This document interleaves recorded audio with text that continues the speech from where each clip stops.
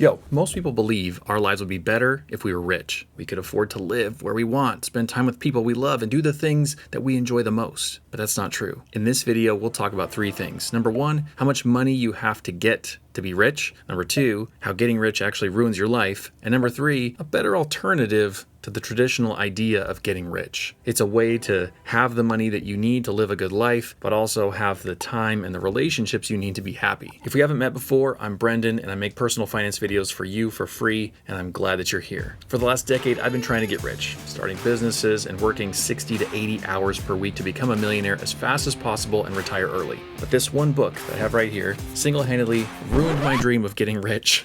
And it's the opposite of what it's intended to be, right? It's called How to Get Rich. Totally blew me out of the water. Felix Dennis was this guy. He was a British publisher who owned tons of companies and was worth somewhere between 500 million and maybe as much as $1 billion when he wrote this book. So the first question we need to ask is, how much money are we talking about here? What does it take to actually be rich? Well, as of right now, the average American today has a net worth of somewhere around $750,000, but the average American isn't rich. And the average number is skewed upwards because of a few really rich people. Here's how much Mr. Dennis, who is someone who was very rich for a very long time, defines the actual meaning of rich. So if you'd have 50K to 200K, that's the comfortable poor. 200,000 to 500,000, the comfortably off. 500,000 to $1 million, the comfortably wealthy. 1 million to 5 million, the lesser rich. 5 million to 15 million, the comfortably rich. 15 to 35 million, the rich. Finally, we've arrived. That's what he defines as the rich. Then everything above that is seriously rich, truly rich, and the filthy rich.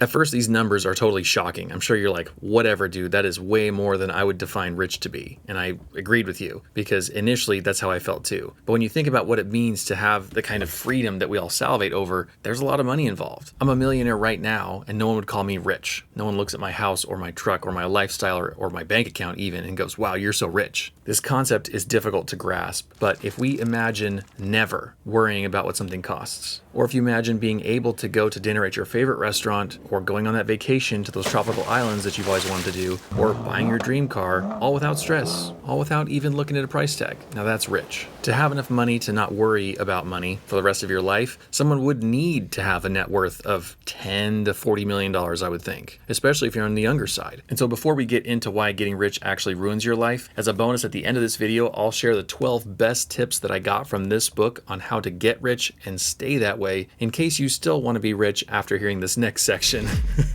This was totally counterintuitive for me because all along I believed that getting more money would improve my life. The truth about getting rich finally becomes apparent in the gap between where we are now and actually being rich. It's in that middle ground where we have to do the work. We all dream of the reality of having money and freedom and overlook the path to get there. And the path is the problem. The author outlines these 8 things that you have to be willing to do to be rich. And he says this about not being able to do them. Should you find yourself unable to measure up to even one of these initial demands, and I mean just one, my suggestion is that you close this book and give it to a friend. So these are 8 non-negotiable requirements that you need to be able to accept to get rich. Number 1, if you're unwilling to fail, sometimes publicly and even catastrophically, you stand very little chance of getting rich. If you care what the neighbors think, you will never get rich. If you cannot bear the thought of causing worry to your family, spouse, or lover while you plow a lonely, dangerous road rather than taking the safe option of a regular job, you will never get rich. If you have artistic inclinations and fear that the search for wealth will coarsen such talents or degrade them, you will never get rich because your fear in this instance is well justified. If you're not prepared to work longer hours than almost anyone you know, despite the jibes of colleagues and friends, you are unlikely to get rich.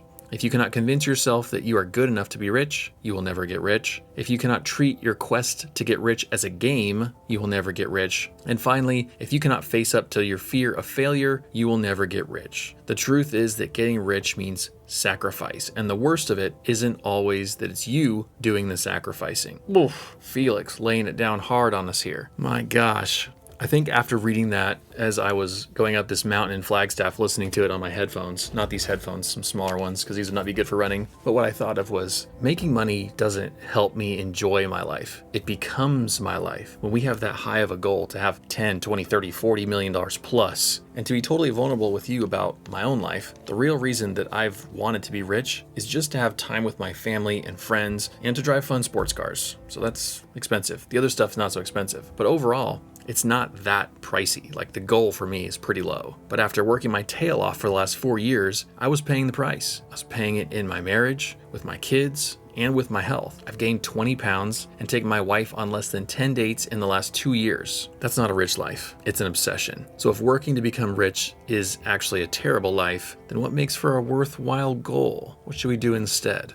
Some really profound advice that Felix outlined and recommended here, I think, is something that can help all of us. No matter how high or low your overall standards are and your goals are, I think doing this thing that he recommends is going to help us all to be happier and healthier as people. What he claims is that you should either go 100% and go for it and get rich and forsake anyone and anything that gets in your way, or forget about getting rich and live with a different set of priorities. But don't be stuck in the middle. And this was such a light bulb moment for me, because I felt like it's funny to have read a book called How to Get Rich when a significant portion of it was describing how extreme your life has to be to get truly rich. So I think what that means is that most of us need to embrace ourselves as we are today and to not continue to choose to be unhappy just because we don't have $30 million in the bank. But if you're like me and you don't like that kind of binary option of either poor with a lot of time or rich with no time, you want something kind of in the middle, you might like this other book that I read that's called The Family First Entrepreneur. I listened to it on an audiobook. So I don't have a copy of the book here to hold up with you, but I was listening to it and I found it to be really fascinating. It's narrated terribly because it's narrated by the author. Guys, we should always hire a voice actor whenever we're writing books. It was really bad. But what this family does is they run 2 7-figure businesses, which means in the course of a calendar year, they're bringing in at least $1 million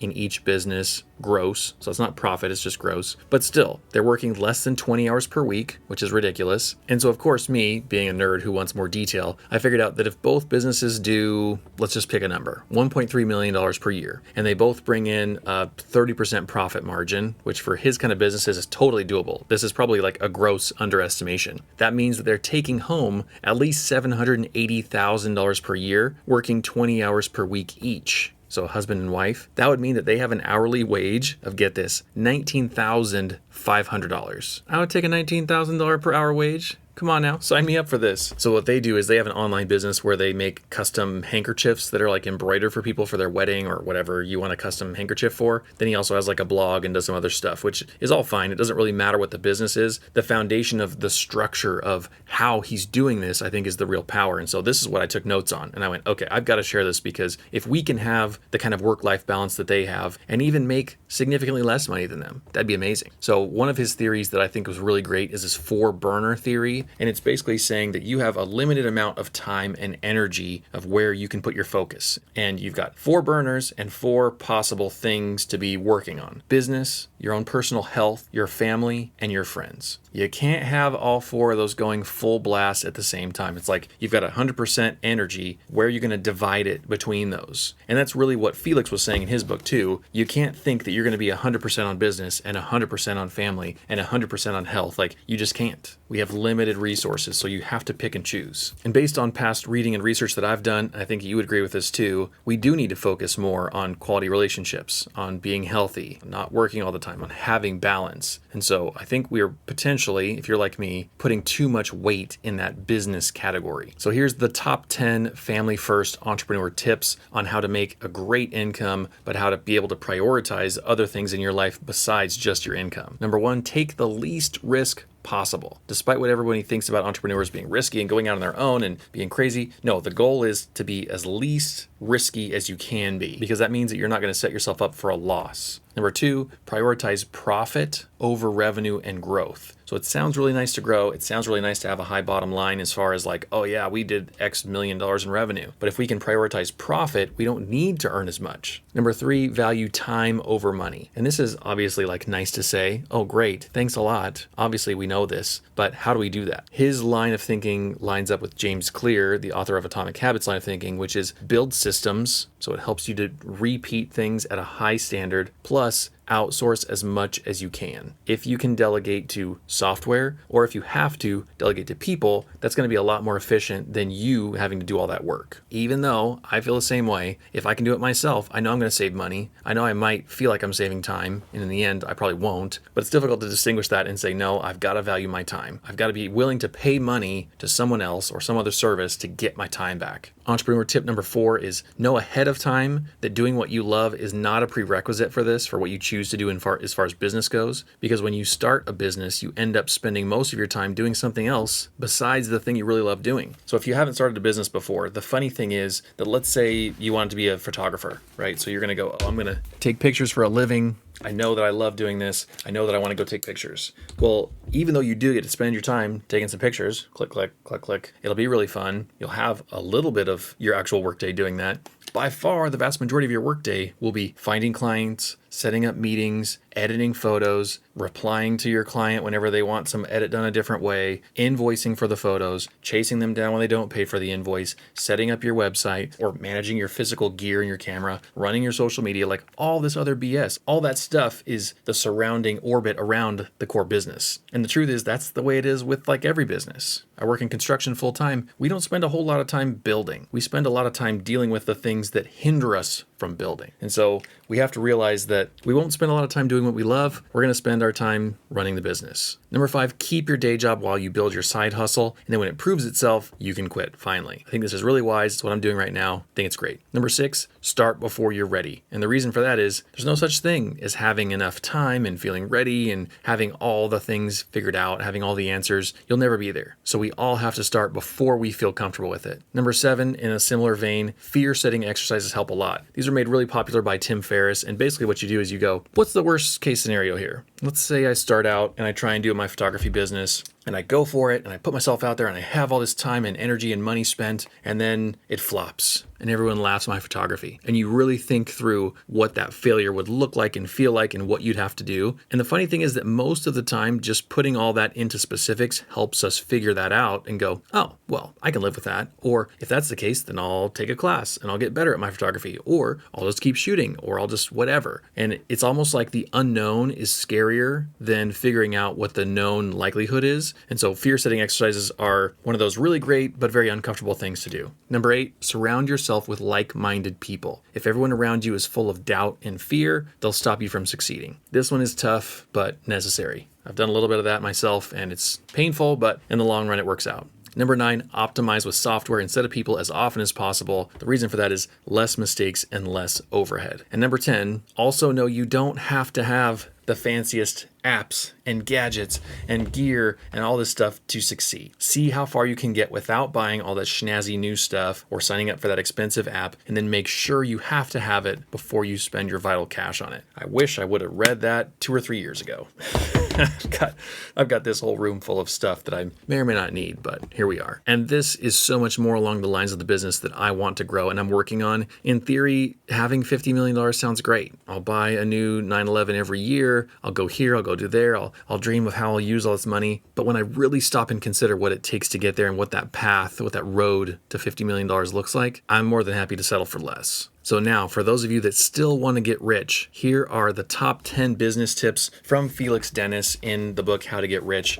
And this first one is like a TLDR version. Here's exactly what he says, in quotes: if, on my deathbed, I had only a very short time to pass on what wisdom I've accumulated about getting rich to a son or daughter, then it would be this. Number 1, ownership shall be half of the law. Number 2, doing an outstanding job shall be the other half. There you go. The reasoning behind that mentality that he has is there's no point in owning 100% of a rubbish company. So whatever you intend to do, get really, really good at it, and then hire people who are better than you at that thing and listen and learn and get better still. So it's sort of like this healthy cycle. Oh, I lied before. It's the top 12 business tips. Number 1 tip, cut loose. So you've got to cut loose from parents, naysayers, negative influences because all those people's fear will hold you back. You've got to only be around people who want to push you forward. Number 2, choose the right mountain. This is his sort of way of saying choose the right thing to pursue. For him, he got rich making a bunch of physical magazines back in the day. And frankly, nowadays, that's probably not the best path, but you've got to be able to choose something that you know is going to be successful. Number 3, fear nothing. The only thing fear does at this point, whenever we're trying to build a business, is hold us back. We have all the reasons to be afraid, none of the reasons to be confident, especially when we're starting, but we have to just put that out of our minds and go, which leads us to number 4, which is go, go, go. What he means by this is to go for it. With everything you have, with every ounce of your being, go. Don't let anything stop you. Don't let anyone hold you back. Go. Number 5, beware the fallacy of the good idea. He talks about this in grave detail for a whole chapter and saying, it doesn't really matter if you have a great idea. You talk to those people all the time who go, oh, I thought of that back whenever so-and-so invented this thing. I had thought of it a year before then. And if I had patented it, then I'd be able to be so rich and blah, blah, blah. The truth is that the idea matters almost zero. The real power and the real influence and value comes from executing on the idea. And even then, he says that a lot of people overstate what they think the power of patent law is, to where unless your patent is super, super specific and constraining, you could probably make something that someone else has a patent for. So he says that the good idea is not as powerful as you think. Number 6, do not think small and act big. And what he means by that is spending large amounts of money, indulging, taking lots of vacation, all while overlooking the impact of that on the people around you, on your finances, on your focus of running your business. Instead of doing that, think big and act small. So focus on the big ways to add more value and act less like a big deal than you probably are. Maybe you're making a bunch of money for the first time in your life. Don't go out and buy a Lamborghini. Don't go throw a crazy party. Be restrained, be logical, keep going. Number 7, never skimp on talent, because businesses are made up of talent. So get the best you can and keep them. Number 8, I love this quote: persistence is a vital attribute for those who wish to become rich or who wish to achieve anything worthwhile for that matter. Persistence is so important because we all have reasons to quit. We all believe them. And if we can put those beliefs out of our mind and go, no, I'm going to keep going. Despite all the signs otherwise, I'm going to push forward. Persistence. Number 9, believe in yourself. Self-belief is this priceless asset that we all have to have. And here's a great quote: if you will not believe in yourself, then why should anyone else? You've got to generate the kind of buzz and vibe around yourself that people want to be a part of. People want to do business with people that are excited, passionate, confident, believe in themselves. So this is something we probably have to work on if we're not totally confident yet, but it's something that you can work on proactively. Number 10, trust your instincts. When you've committed to doing this business, whatever the business is that you're going to do, and you've done that for years, odds are that you developed commercial instinct, he says. What that means is that you probably possess a sense for what will or won't work in business, and you probably can't exactly explain why. And so he says to do this, quote, trust your instincts. You can't get rich by painting numbers. You can only do it by becoming a predator, by waiting patiently, by remaining alert and constantly sniffing the air, and by bringing massive, murderous force to bear upon your prey when you pounce. Whew, mighty words. Number 11, listen and learn. When you stop listening, you stop learning. He says this, quote, listening is the most powerful weapon after self-belief and persistence that you can bring into play as an entrepreneur. And so what he's talking about here is paying attention to the people around you, listening to all those people's ideas who think they've got a new product or think they've got something that can help your business prosper. The vast majority of it will result in nothing. It'll be a total waste of time. It'll be fruitless. But the ones that actually unlock something will be this massive impact for you. And because you're the one who owns the business, you're the one that gets to benefit and reap all the reward of that. And then number 12 is a housekeeping one, a logistical one that people commonly choose to ignore: pay your taxes. He says, don't milk the cow without reporting it. The liability involved in not paying your taxes is not worth it, because the thing you fought for in becoming rich, which is ultimate freedom with money and time and everything else, you may well have that freedom taken from you if you choose to play games with the IRS. So we should always pay our taxes. I found this book fascinating. I feel like if you're interested in money, in growing a business, in getting rich, for lack of a better term, even though it's a little bit cringy to say getting rich, you really should pick up this book or listen to it online, because I think that the narrator did a really good job with this. Unfortunately, Felix Dennis has passed away. In his later years, he liked to write a lot of poetry. And so if you look up Felix Dennis online, there should be a bunch of poetry books out there too. The interesting thing about him, I think, is that you don't read the book and really admire him as much as you respect him him for being honest, because he's pretty vocal about mistakes he made, despicable things he did,